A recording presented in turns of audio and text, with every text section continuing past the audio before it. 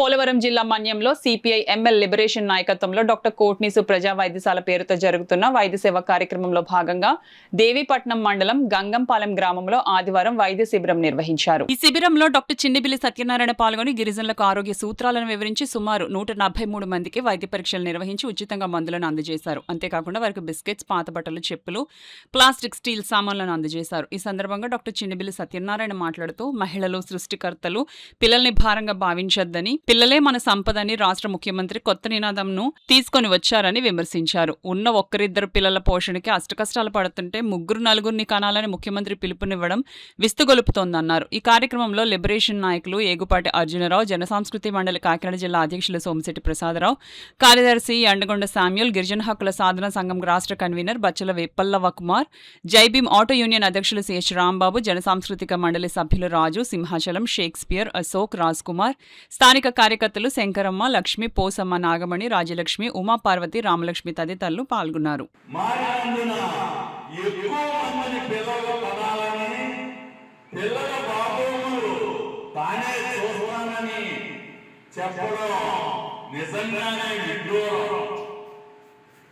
కుటుంబంలో పిల్లల సంఖ్య పెరిగితే వారికి సరైన పోషకాహారం, నాణ్యమైన విద్య, వైద్యం అందించడం తల్లిదండ్రులకు తలకు మించిన భారంగా అవుతుంది.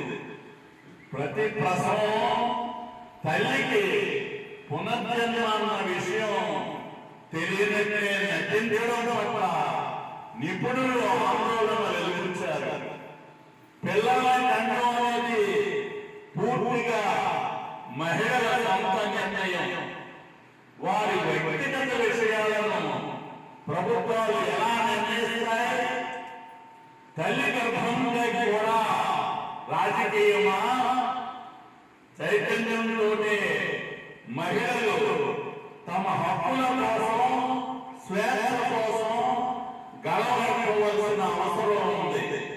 పోరాటం, ప్రజాస్వామ్యం, సోషలిజం, దేశ విముక్తి